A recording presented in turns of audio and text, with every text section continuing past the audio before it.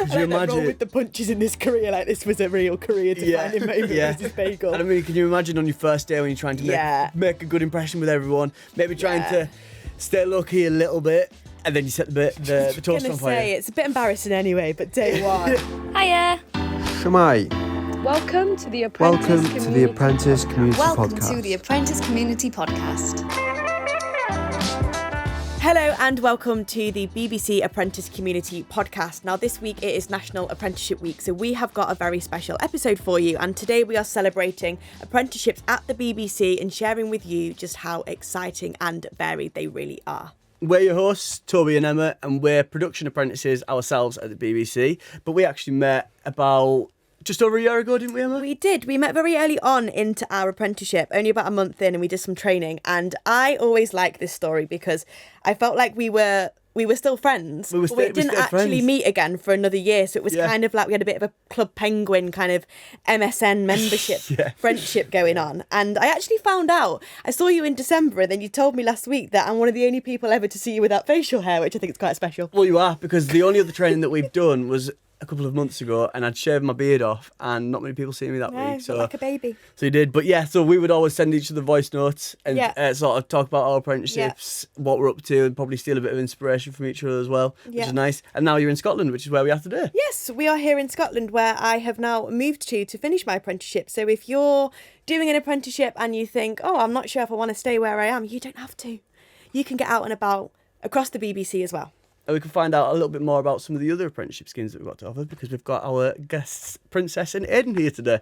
Now, Aidan is a media systems engineering apprentice in Salford, and Princess is a HR apprentice from Birmingham. And they've got stories, insights, and some behind-the-scenes information on what it's like to be a BBC apprentice. This is an apprenticeship production that's made by apprentices and for apprentices. So all of our technical production team that we've got are also apprentices here at BBC Scotland. The theme for this year's National Apprenticeship Week is Skills for Life, and these guys are really showcasing theirs. So let's begin with your origin stories. Princess, what's your apprenticeship? How did you get into it, and what do you actually do? Perfect. So I am a HR level 3 support apprentice.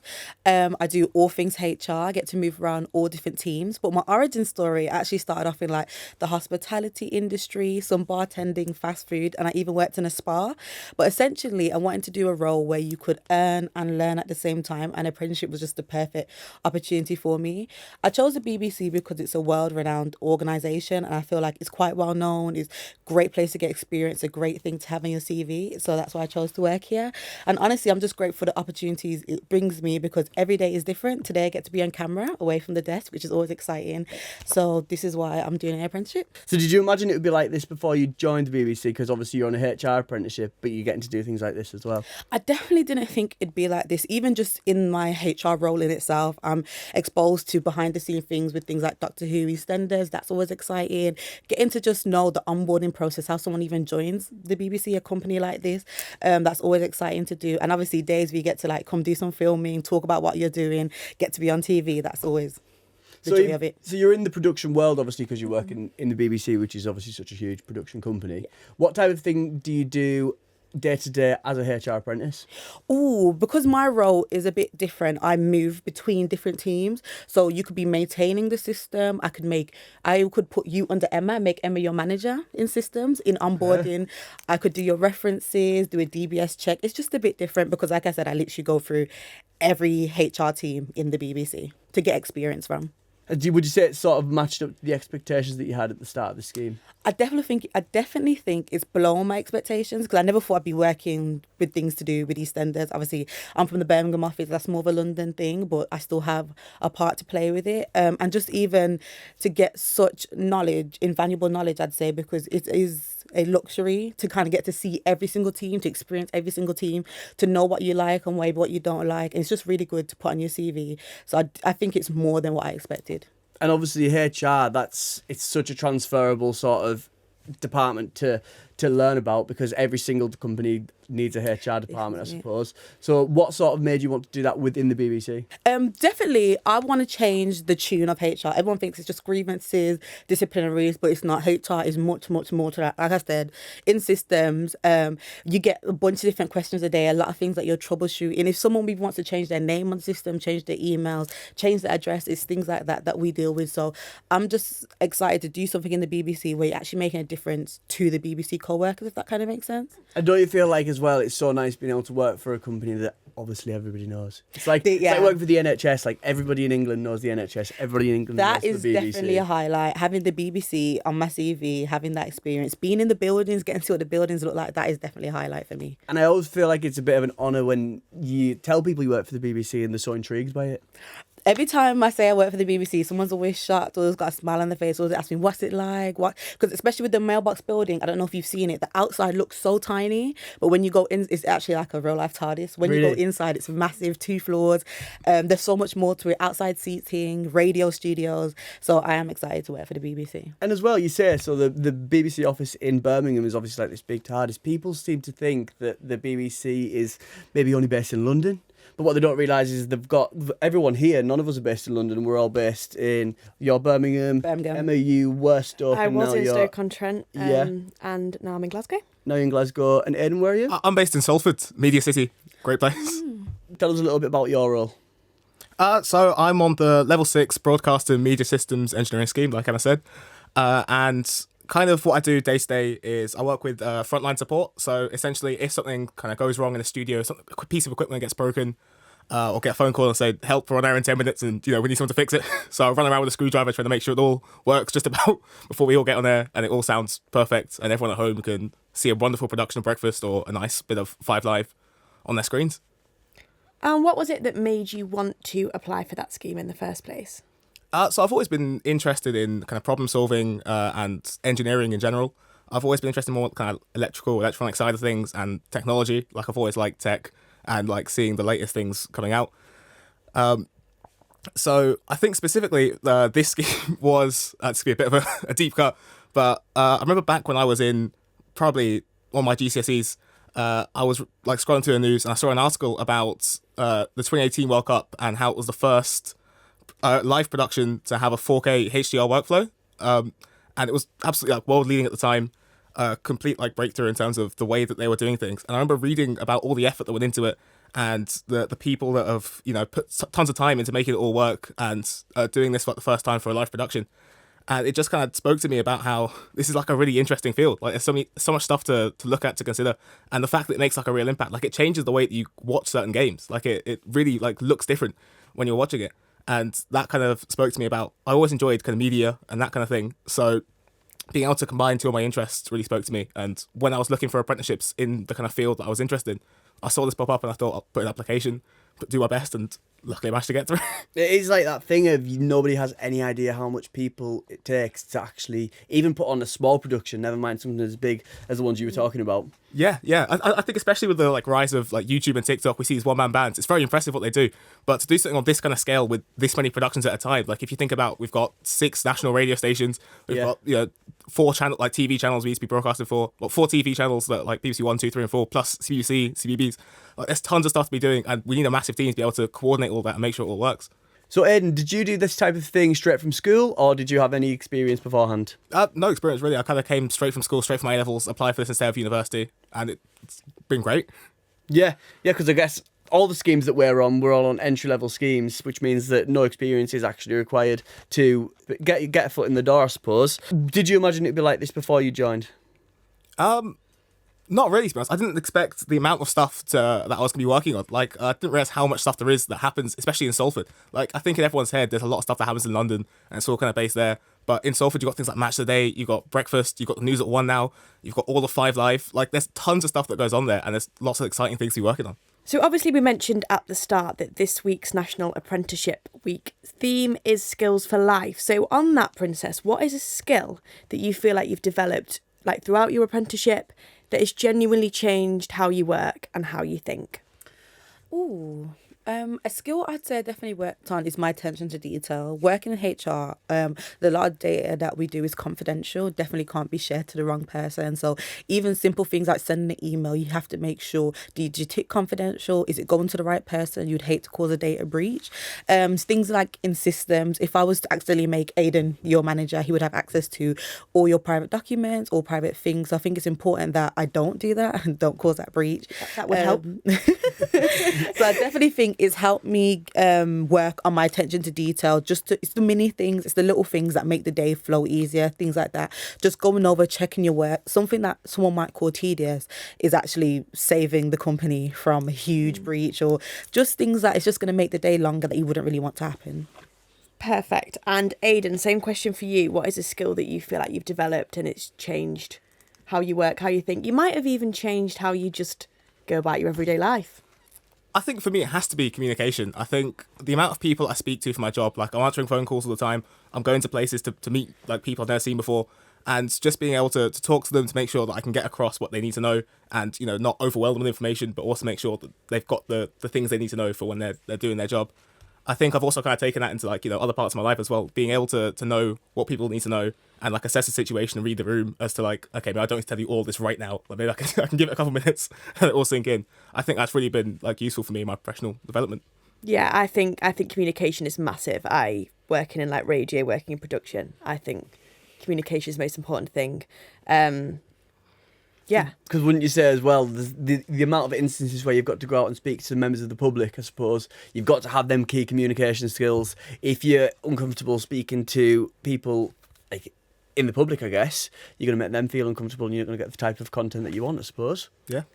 Okay, something slightly silly now. We have been sent some voice notes for us all to react to from real-life BBC apprentices who might have had a little bit of a nightmare with something, maybe. Now, we're keeping it totally anonymous, so people have been able to say whatever they like, and none of us have heard them before, so we're just going to react to them. My apprentice horror story came on my very first day at the BBC when I plucked up the courage to go to the canteen with some of my new colleagues who I'd just met and decided to get a bagel in the canteen, which I put in those silly conveyor belt toasters, and it got stuck at the back of the toaster and ended up, yes, you know where this is going, catching fire as smoke billowed out of the toaster and the canteen staff ran over frantically to try and fix it. They ended up having to pop the toaster open, pull out what used to be a bagel but now looks like a lump of coal with a pair of tongs, blow it out because yes, there were flames, and still charged me for it actually. But yes, that was my shaky start to the BBC. I was so embarrassed, mortified in front of all my new colleagues who are looking at me like I was an absolute idiot, who didn't read the sign that said no bagels in the conveyor belt toaster. No. But yeah, shaky start we got off to, but I'm still here all these years later, so you have to roll with the punches in this career.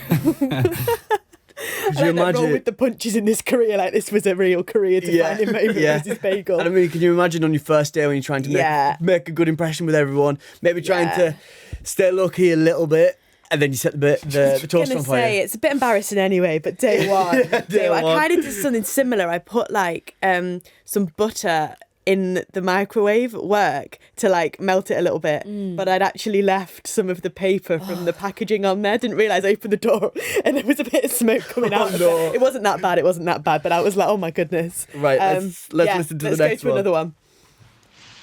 So this is my apprentice confession. So in my first week on the job, I made a really lovely lunch. I was so excited to eat it. I'd brought a new lunch box and everything. Went through my day as I do, and then we all decided to go for lunch. We were like, oh, should we go and spend, should we go out for lunch? And me and my friend, we were like, no, let's not do that. Let's be smart and save money. And I go to the fridge where I put my lunch in the morning, and it's just missing. So I was obviously devastated, and I'm hunting around the office for this lunch, literally can't find it anywhere. And I'm hoping that someone can help me with this voice note if anyone knows or seen a pink missing lunchbox, because still to this day I still can't find my lunch. I'm devastated. And then I had to spend £3.80 on a meal deal. What? So yeah, thank you. Oh, See, it's another one about food. I feel like food is bringing problems on people's first days. It is. Still got a cold case here. It's an open mystery. I was going to say, we need like wanted posters. I feel like seen this lunchbox. Yeah, we haven't had a conclusion to that one. I feel like we need to go out and look for it for ourselves. Missing posters. Yeah, honestly, like a ransom note. Okay, I think we've got one more that we can listen to. My embarrassing story at the beginning of my apprenticeship was on my first day when I offered to make my manager a cup of tea. And I went to the staff kitchen and went to get a carton of milk, and just out of habit shook the carton of milk, and someone hadn't screwed the lid properly on. So it would have looked like I just threw an entire 2 litres of milk all over me and all over the kitchen. I was on my hands and knees trying to clean it all up as people kind of sidestepped me. And then I had milk all over me. And no matter how much I tried to clean myself up in the bathroom, I just was damp and stank of milk for the entire day. And also came back and gave my line manager this cup of tea. And she's probably thinking, or I was thinking, she was thinking, how is this girl going to do a job if she can't even make a cup of tea? So yeah. Oh no. Yeah. I mean, Office cup and tea round is stressful, I feel. If the cup of tea was good afterwards, well, turned out all right. Exactly. That's like putting a plaster on anything, isn't it? Really? I would have been crying because I feel like I struggled to get the tea the right colour anyway. So it's yeah. Everyone's got different requirements. Exactly. Honestly, you have to get a notepad and pen out when you start asking when people. you're taking 5 orders and then all of a sudden you've forgot somebody, you've got to go back to the kitchen because you don't want to make them make it themselves. Yeah, and he wants sweetness, she wants sugars. It's a nightmare. Yeah. It's a nightmare. Right, well, we've done a lot of looking back on people's apprentice confessions. Now we're going to look to the future. And what is next for you guys? I'm not asking you to have a 5-year plan, but keep it snappy. Are we looking at a future Director General, next Claudia Wincombe in Princess? What do you see for yourself? Well, female Director General. I can see that. For me, I'm just really taking it as it comes, just gaining as much experience as I can, working my way up and just seeing what it holds for me. Yeah, so I guess don't think too far into the future, sort of focus on what's happening right now and take it from there, I guess. Definitely completing my apprenticeship, getting my assignments in time. Those are my biggest goals. What about yourself, Aidan? Is there a particular role that you want to step into in the future, the near future or the far future, I suppose? I mean, I really enjoyed working with my team currently. They're great people to work with, some of the smartest people I've ever met. I still feel like I'm learning even 2 years in. Yeah. And if I can keep doing what I'm doing, I find it really interesting day to day. It's always something different. It's always something new to be working with, a new system, a new set of people to meet. And just if I can keep doing that, I'd be really happy. Well, that's the interesting thing. When I speak to people in the BBC, some people have stuck to one thing the entire time because they absolutely love it, and why change something that you absolutely love? But some people are really keen to jump about and try different things. So for anybody thinking of applying for a BBC apprenticeship, is there a particular one line that you'd give them, maybe to give them that final push to apply? Aidan, we'll start with you. I think for me, it has to be just know your stuff. Do as much research as you can. Try and make sure you're aware of all possible aspects. And when you get to that interview, show off what you know. Off the back of what Aidan said, as someone with no corporate experience whatsoever, I would say do not underestimate the power of personality. Be yourself, show yourself. Passion is everything, and I feel like that is your winning ticket. Yeah, and I suppose if you're worried about not feeling qualified as well, you've got to remember none of us were qualified when we started. We all started with very little experience on entry-level schemes, and look where we are today. And I'd always say a bit of colour helps in an interview. Yeah, but I think personality is massive though, because I was so conscious about not having the right experience. But if you kind of have something about yourself and a bit of ambition, a bit of drive, that goes a long way. So yeah, I 100% get that. And just remembering that learning is the entire point of an apprenticeship. Yeah, you're not meant to know. You're not meant to know. The point is that you don't know, and that's okay. Okay, well, thank you both, Princess and Aidan, very much for sharing your stories and experiences with us and with the audience. Now, if you're feeling inspired, head over to the BBC Careers website to explore apprenticeship opportunities. And we've got a lot of National Apprenticeship Week events going on. You can give us a follow on Instagram at BBC Get In, and also Life at the BBC on TikTok. And all the links you can find in the description box below. It's been nice being able to mark National Apprenticeship Week by doing this, and we hope it has been insightful, so thank you for listening. Thank you for listening to the Apprentice Community Podcast. Thank you for listening. Thank you for listening. Thanks for listening. Thank you for listening.